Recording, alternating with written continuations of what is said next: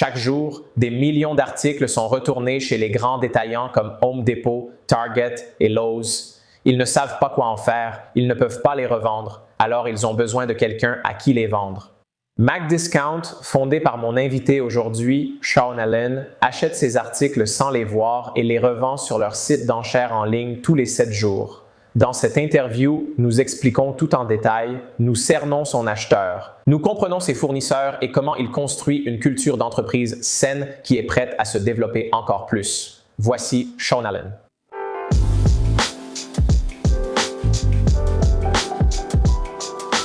Je veux donc parler de votre entreprise. C'est intéressant, c'est unique. Je préparais cet entretien. J'étais vraiment enthousiaste à l'idée d'apprendre de vous. Pour illustrer la situation actuelle de l'entreprise, pouvez-vous partager quelques chiffres sur votre trajectoire de croissance? Oui, donc MacDiscount a commencé en janvier 2018. Et nous avons actuellement 14 sites, un peu plus d'1 million de pieds carrés d'espace d'entrepôt. Nous vendons entre 15 000 et 20 000 articles par jour, et il nous faut environ 650 personnes pour traiter ces articles chaque jour. Certains articles vendus, comme des réfrigérateurs, ne sont pas petits. Parlez-nous de ce qui se vend régulièrement. Donc nous récupérons beaucoup de retours clients et de surstock provenant de grandes enseignes, notamment d'Amazon, de Walmart, de Target et de Home Depot, ce genre d'endroits. Actuellement, nous avons de nombreux articles volumineux provenant de certains magasins de bricolage. Donc nous avons des chargements complets d'appareils électroménagers en ce moment. Donc nous achetons tout par camion entier et ensuite nous le vendons à l'unité. Nous avons eu l'opportunité d'acheter des appareils électroménagers, d'où leur grand nombre sur le site. Mais nous avons aussi tout, jusqu'aux écouteurs sans fil, un maillot de bain, tout ce que vous pouvez trouver sur Amazon, vous pouvez le trouver sur MacDiscount. Et les gens peuvent récupérer les articles qu'ils achètent simplement en venant dans l'un de ces 14 centres de distribution que vous avez mis en place. Oui, ce qui rend notre entreprise intéressante, c'est qu'elle combine technologie et commerce de détail traditionnels. Tous les achats se font en ligne par enchère. Chaque article débute à 1 $ et est vendu au plus offrant, mais nous n'expédions rien. Tout ce que vous remportez doit être récupéré dans nos salles de vente. Je veux dire, c'est une croissance impressionnante pour seulement 4 ans d'activité. Et ce n'est pas comme si vous aviez, par exemple, été voir SoftBank pour lever 300 millions de dollars ou quelque chose comme ça pour lancer cette entreprise, n'est-ce pas? C'est exact, nous sommes entièrement autofinancés.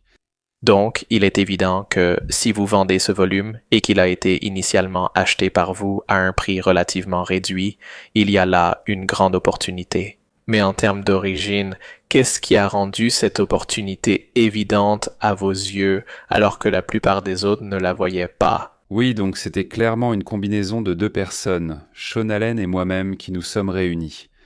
Et j'ai de l'expérience dans les enchères en ligne. J'ai débuté à la fin des années 1990 avec une entreprise de Pittsburgh, Free Markets, où nous organisions des enchères en ligne et vendions des produits en ligne. Cela a connu plusieurs évolutions, et j'ai fini par rejoindre une autre entreprise locale appelée Genco, où ils faisaient de la logistique inverse, et c'est là que j'ai rencontré Kellen. FedEx est venu et a racheté Genco, et leur modèle ne correspondait vraiment pas au surplus et aux produits de second choix. Et c'est un peu, vous savez, une grande marque. Ils ne veulent pas être associés à des produits issus d'un circuit secondaire. Ils supprimaient progressivement cette activité. Et Kellen et moi avons vu qu'il y avait tous ces produits dans l'industrie qui étaient essentiellement vendus en gros. Donc ces grossistes les distribuaient à de petits magasins familiaux, mais il n'y avait pas de commissaire-priseur ou de personnes allant directement vers le consommateur. Nous avons donc vu l'opportunité de gérer ces gros volumes de produits et d'agir comme un grossiste sur le marché. Mais au lieu de simplement revendre les lots, nous les détaillions réellement et les mettions entre les mains des consommateurs individuellement. Pourquoi les enchères sont-elles une si grande opportunité? Tu dis y avoir passé une grande partie de ta carrière. C'est évident, on sait tous, tu vois, 3,5. On a tous une idée de ce qu'est une enchère, que ce soit dans la vie réelle ou au format numérique. Pourquoi cela libère-t-il autant de valeur? Oui. Je pense qu'une enchère est un processus addictif.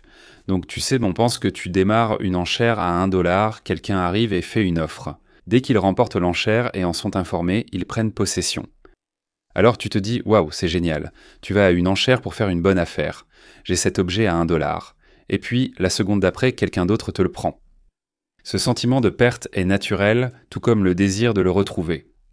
Je ne laisserai pas cette personne surenchérir, mais elle recommence. Et tu développes. Tu crées en quelque sorte un attachement à quelque chose que tu ne possèdes pas, mais sur lequel tu as l'opportunité de garder le contrôle. Et on constate que je pense que ce processus est simplement une façon amusante d'acheter. Et donc tout le monde aime partager cette expérience. Ils la vivent. C'est quelque chose dont on peut parler. Et la plupart de nos produits se vendent à 80% de réduction par rapport au prix de détail, entre 70% et 80% de réduction. Donc tu fais une super affaire. Et en plus, tu t'es amusé. Et ça donne envie de se dire « Ah, j'y retournerai ». Et donc ce genre de sentiment d'avoir vraiment acquis quelque chose et d'être valorisé, je pense que c'est une façon convaincante d'acheter des articles. Et c'est pour ça qu'on a choisi la vente aux enchères. Et il semble que si les gens obtiennent 70, 80, 90% de réduction par rapport au prix du marché, ça va forcément se diffuser naturellement. Je ne sais pas si viralité est le bon mot, mais le bouche à oreille va se répandre, ce qui est un autre levier important pour la croissance d'une entreprise où tu ne mets pas forcément tout ton capital excédentaire dans ces efforts de marketing. C'est « Hé, tu ne vas pas le croire. Tu vois ce frigo? Devine combien je l'ai payé. » Et ils se vantent en fait de ton entreprise à travers ces autres produits de marque qu'ils achètent déjà. Oui, c'est tout à fait vrai. Donc tu sais, notre stratégie, c'est que quand on entre sur ces nouveaux marchés, on a un gros budget publicitaire au début pour faire connaître la marque, mais ensuite il diminue rapidement après 3 mois. C'est une dépense minime pour maintenir l'engagement avec les enchérisseurs actuels. Et donc, tu sais, ça me fait aussi penser à d'autres types d'entreprises qui ouvrent les marchés un par un, comme Uber, où ils avaient une équipe dédiée. Ils disaient, on va conquérir Pittsburgh, on va conquérir New York. Et c'était l'objectif principal. C'est une entreprise bien moins efficace en capital que la tienne, selon ta description. Mais il y a toujours une idée similaire. Une fois qu'on a compris comment ouvrir le premier emplacement, cela devient un manuel qu'on améliore sans cesse, ce qui fait que vous en êtes à 14 maintenant.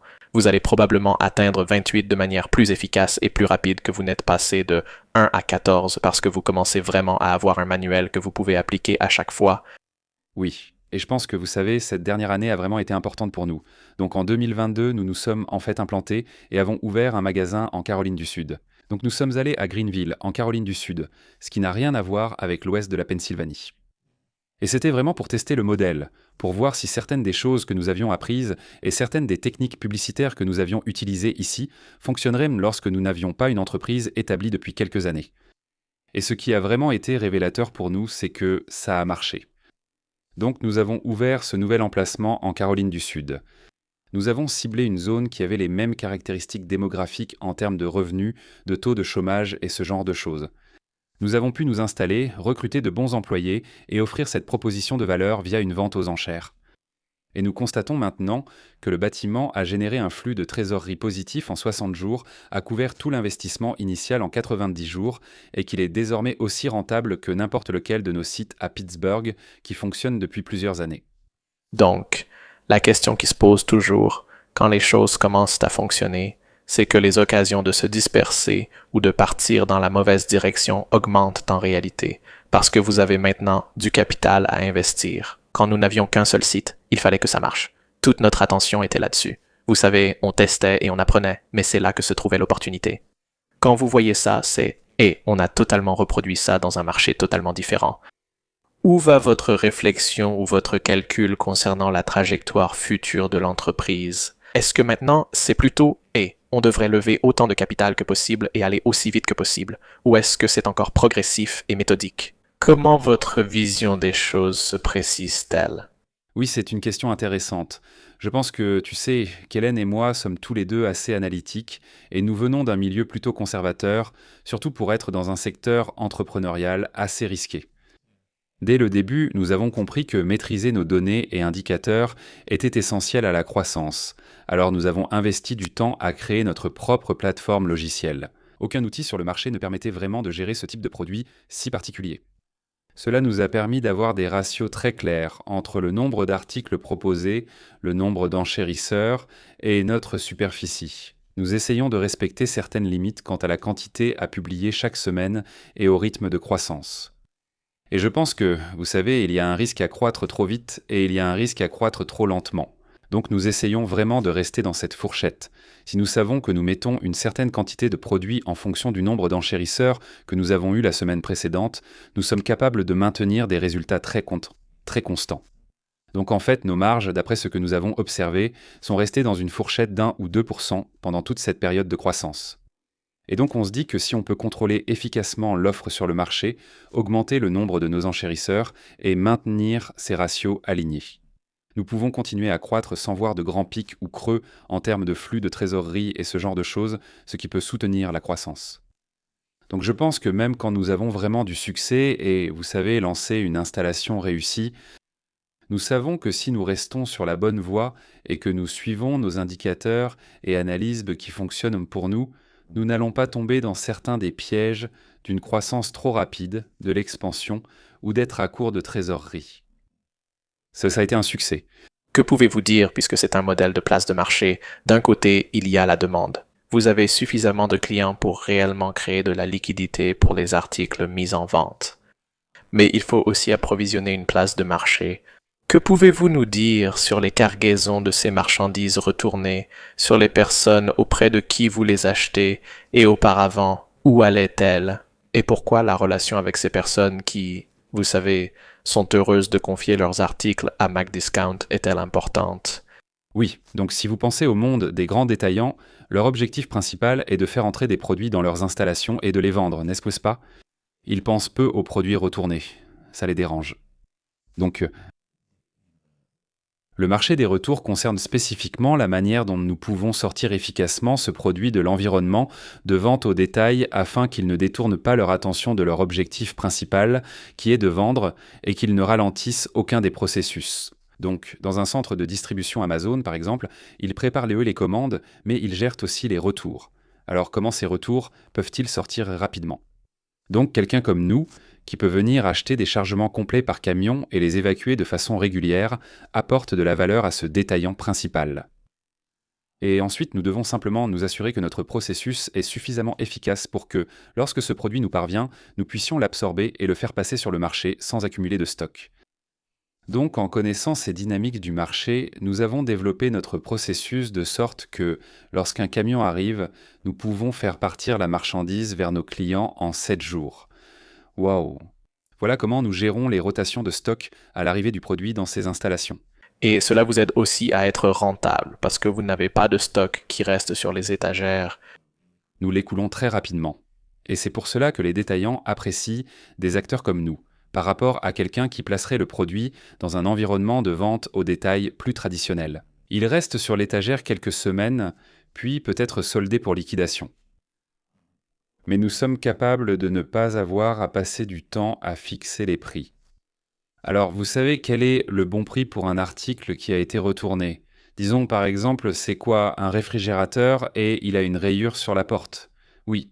Vous savez, d'accord, vous allez dans un magasin traditionnel de produits rayés ou cabossés, il y a toutes sortes de prix, et vous attendez un peu, oh, ça va baisser la semaine prochaine, ça va baisser la semaine prochaine. Donc parfois, le consommateur a intérêt à attendre que le prix atteigne un niveau qui lui convient. Alors que chez nous, au lieu d'essayer de deviner quel est le prix de marché d'un article imparfait, on commence à $1. La vente aux enchères atteint ensuite la valeur de marché en fonction des retours que nous recevons des enchérisseurs, et cet article est vendu en 7 jours.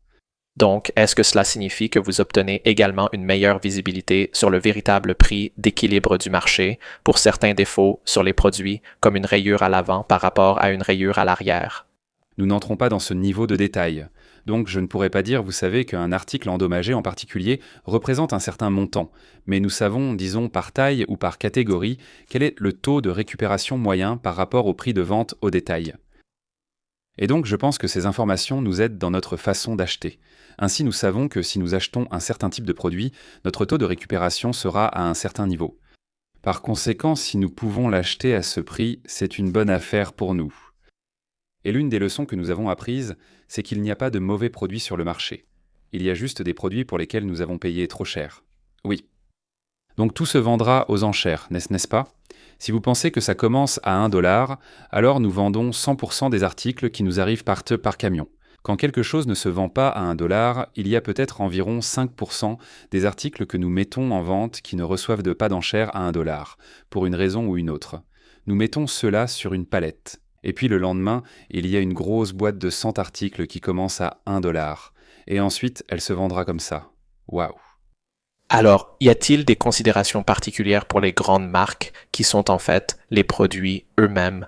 Donc, vous avez le grand détaillant et ce grand détaillant a toutes ces marques dont il est essentiellement le distributeur, il reçoit ses retours et maintenant vous les revendez. Je ne sais pas si on peut citer les grands fabricants de réfrigérateurs ou autres produits, j'ai déjà utilisé cette analogie plusieurs fois. Est-ce qu'il y a une sorte de considération ou de contrainte qu'ils vous imposent? Ou bien, une fois que cela a été retourné et vendu en gros, leur contrôle effectif ou leur relation avec le produit cesse-t-elle?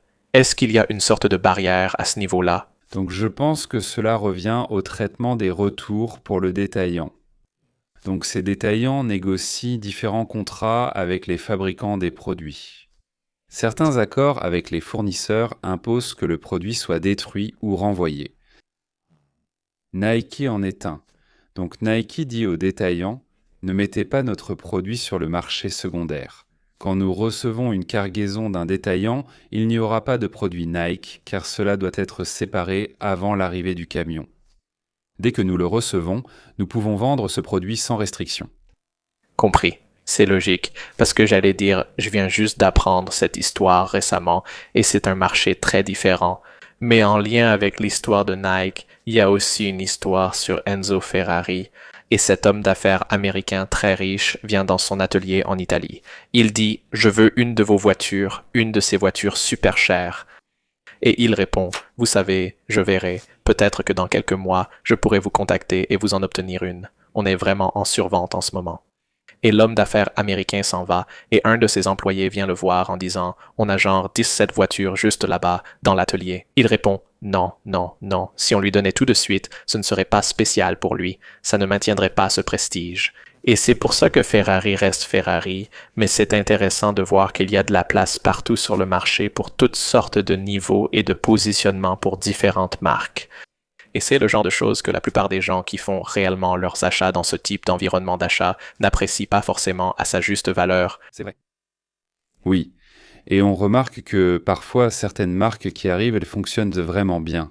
Comme les poêles solo, tu vois, c'est un peu la nouvelle tendance. Quand on en reçoit, on voit qu'ils se vendent à 70 ou 80% sont du prix de détail parce que c'est un produit qu'on ne voit pas souvent en promotion dans les magasins traditionnels. Pour d'autres produits Pushkarna toujours en promotion, les taux de récupération deviennent bien plus faibles. Cela dépend simplement de la façon dont le fabricant d'origine fixe le prix de son produit. Et donc ce produit se retrouve sur un marché secondaire. La notoriété de la marque qu'ils ont créée se transmet également lors de la seconde vente. Compris. Donc, une des autres questions que j'aime toujours poser à un entrepreneur, c'est quelle est ou quelles sont vos contraintes? Donc, vous savez, parfois, au début, il faut juste trouver comment obtenir des prospects ou des ventes, ou alors on a peut-être besoin de financement parce qu'on doit développer ce produit technologique avant qu'il soit vraiment prêt à être lancé sur le marché. Vous êtes rentable et en croissance. S'agit-il de la qualité du personnel? Quels obstacles rencontrez-vous actuellement en tant qu'entreprise? Le manque de temps. Oui, comme beaucoup aujourd'hui, notre principale contrainte est la main-d'œuvre. Donc on a vraiment du mal et vous savez, on est en concurrence avec beaucoup d'employeurs dans cette fourchette de 15 à 20 $ de l'heure pour trouver de bons employés. Donc l'une des choses qu'on a faites, c'est qu'on s'est vraiment, peut-être parce qu'on est dans les produits du marché secondaire et qu'on vend des choses, on s'intéresse aussi à des viviers de recrutement alternatifs. Et nous avons plusieurs personnes qui ont eu des difficultés dans le passé, vous savez, venant potentiellement de milieux marqués par la dépendance ou l'incarcération, passant par une maison de transition, ce genre de choses. Et nous avons activement contacté ces communautés pour offrir des opportunités de venir travailler chez McDiscount. Et il y a eu de nombreuses histoires vraiment gratifiantes qui en sont ressorties. Donc vous savez, nous avons dû élargir, disons, le profil des personnes que nous voulions recruter pour que cela fonctionne. Et nous avons une personne en particulier qui, lorsqu'il est venu chez nous pour la première fois, travaillait, vivait dans une maison de transition, venait de sortir de problèmes de dépendance et ne pouvait pas se rendre au travail. Donc nous avons un horaire classique de 9h à 17h du lundi au vendredi. Il arrivait à 10 ou 11h. Il disait « Je n'arrive pas à sortir du lit ». Il est donc parti 3 ou 4 mois et nous nous sommes séparés d'un commun accord. C'est comme « Écoute, tu es un super gars, mais si tu ne peux pas arriver à l'heure, hein, tu ne peux pas travailler ». Il est revenu et a dit « Je suis prêt, je veux revenir ». On lui a donc donné une seconde chance. Il est ensuite devenu superviseur dans une installation. Il est monté à Butler, qui était la région d'où il venait à l'origine. Il était directeur général de ce magasin. Il est maintenant le directeur régional de tous nos magasins de Pittsburgh. Waouh! Et cet individu qui ne pouvait pas sortir du lit à 9 h du matin a maintenant son propre logement, une voiture. Il a même récupéré la garde de son enfant. Sa vie a complètement changé. Et ce que nous avons constaté, c'est qu'en traversant ce processus, peut-être, vous savez, en sortant à nouveau de notre zone de confort quant aux personnes avec qui nous travaillons et à notre façon de nous développer. L'entreprise a créé de la loyauté et une compréhension de la façon de s'adapter au marché du travail actuel et de recruter de nouvelles personnes, et de continuer à nous développer de façon positive, ce que nous pensions impossible.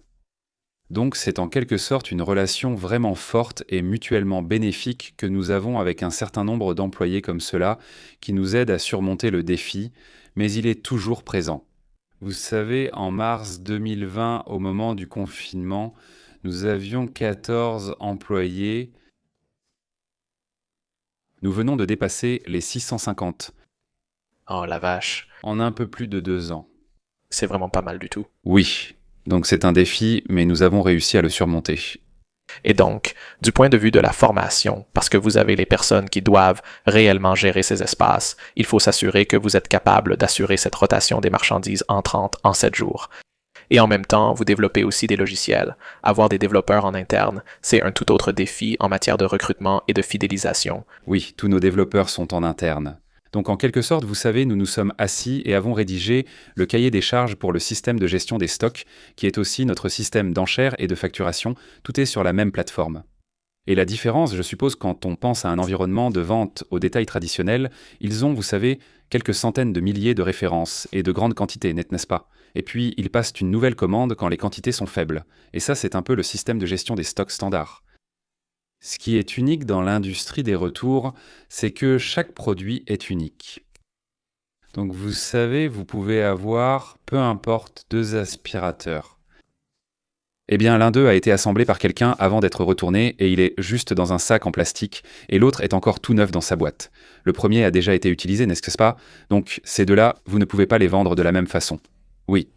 Nous avons donc créé un système attribuant à chaque article un code SKU unique. C'était l'un des défis logiciels que nous avons dû relever, car il n'existait pas de plateforme pour cela. Donc c'est un peu comme ça que nous avons abordé cette solution logicielle d'une manière un peu différente. Qu'en est-il des médias associés à cela? J'ai l'habitude des entreprises récentes qui ciblent directement les consommateurs avec de superbes séances et photos de produits. Il est difficile de le faire à grande échelle. Comment concevez-vous des médias permettant vraiment de vendre les produits? Oui, donc pendant notre processus de scan, nous allons chercher et récupérer une photo produit sur un site de vente au détail, généralement là où le produit a été acheté.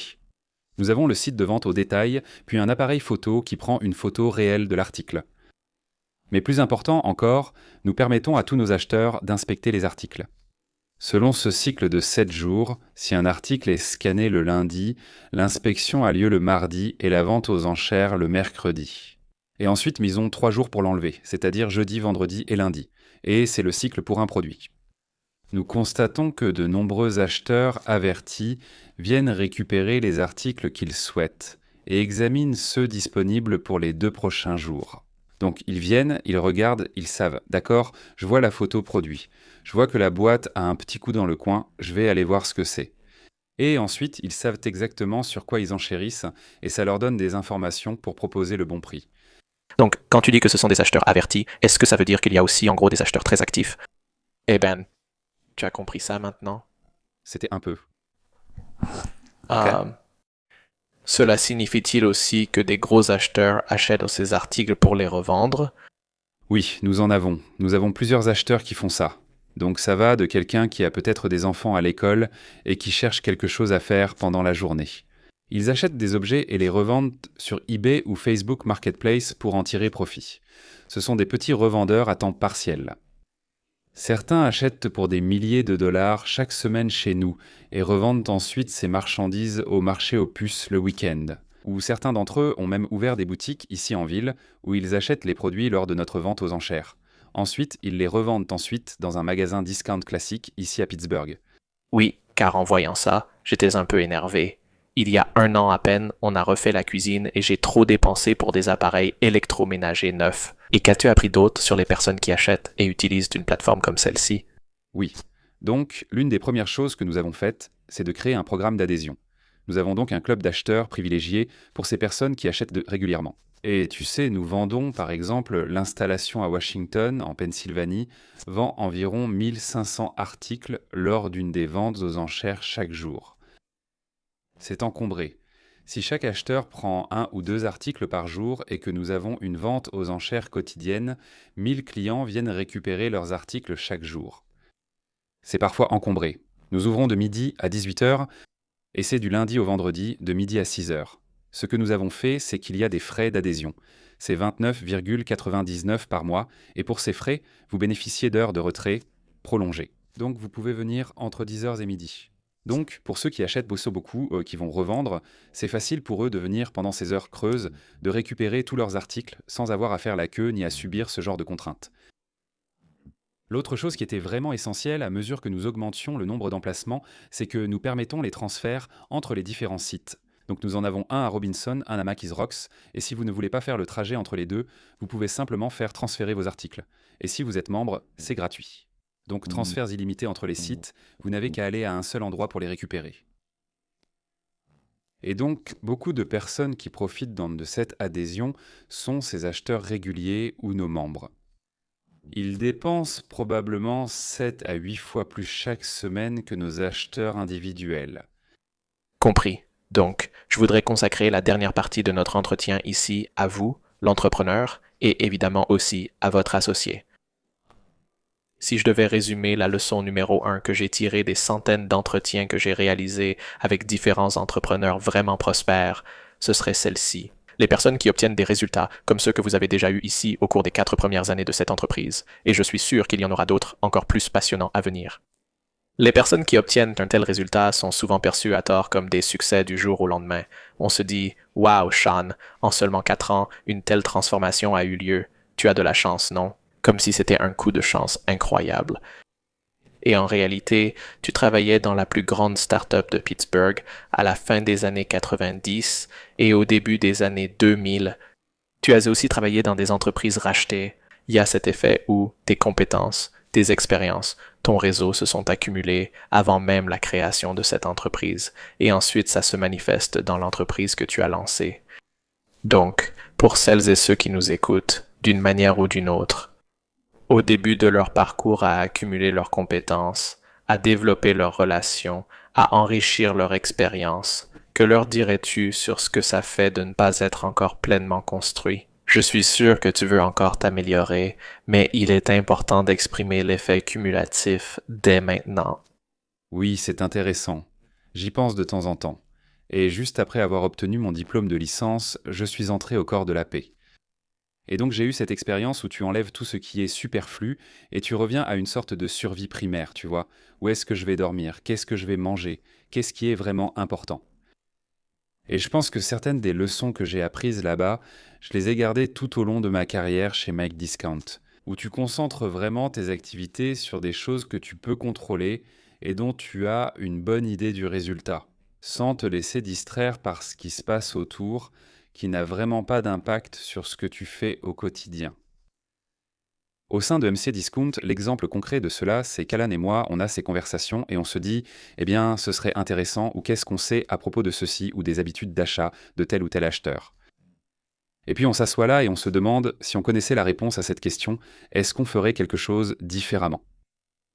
Et si la réponse est non, la conversation s'arrête là parce qu'il n'y a aucun intérêt à chercher des informations qui ne nous aideront pas à prendre une meilleure décision à l'avenir. Donc on concentre vraiment toute notre analyse sur le fait d'ignorer ce qui n'a pas d'importance.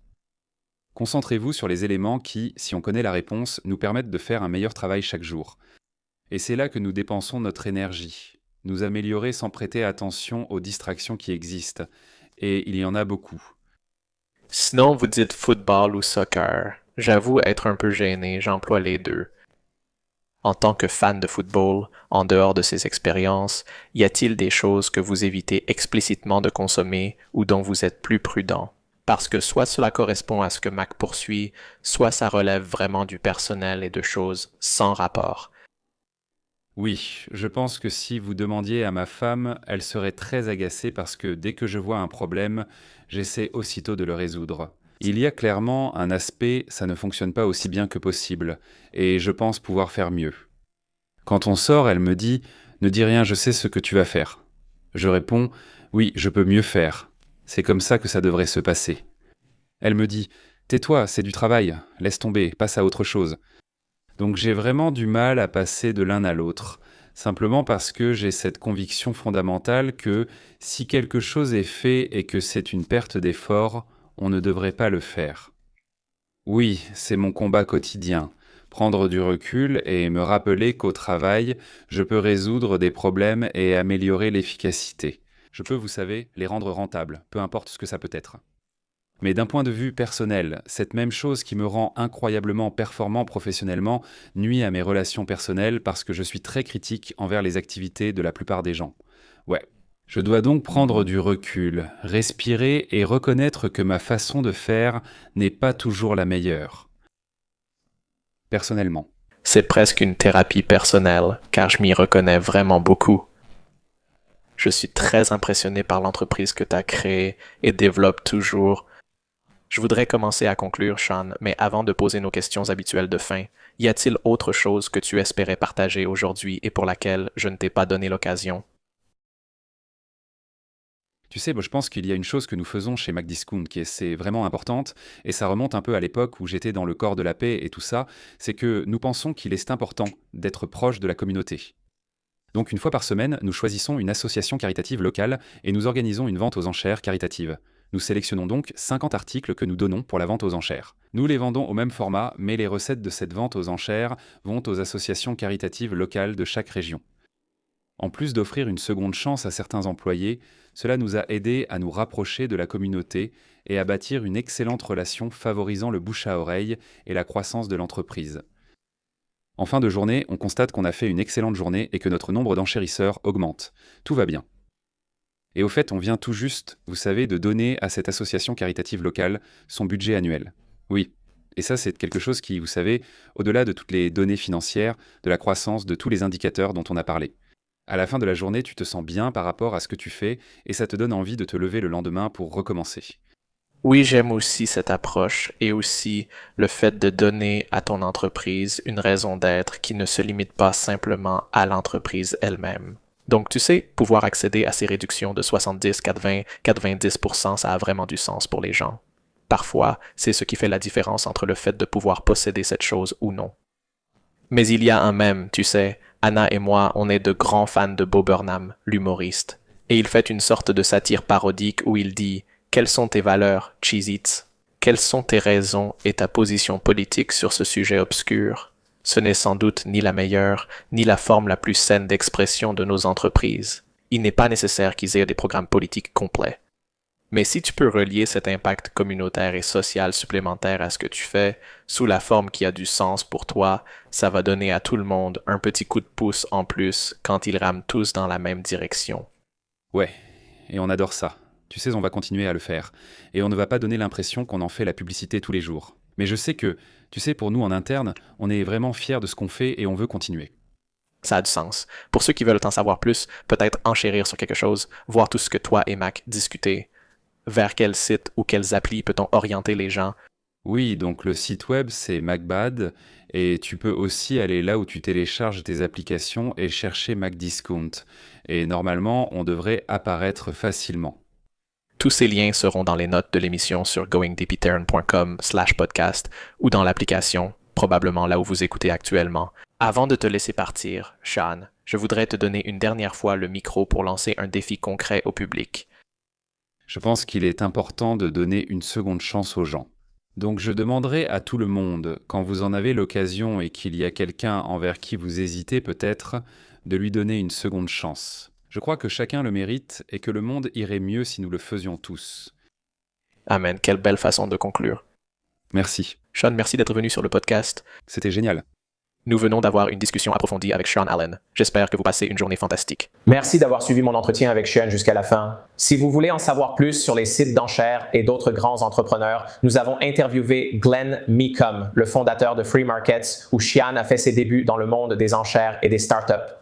Interview fantastique, l'une de nos plus populaires. Allez la voir.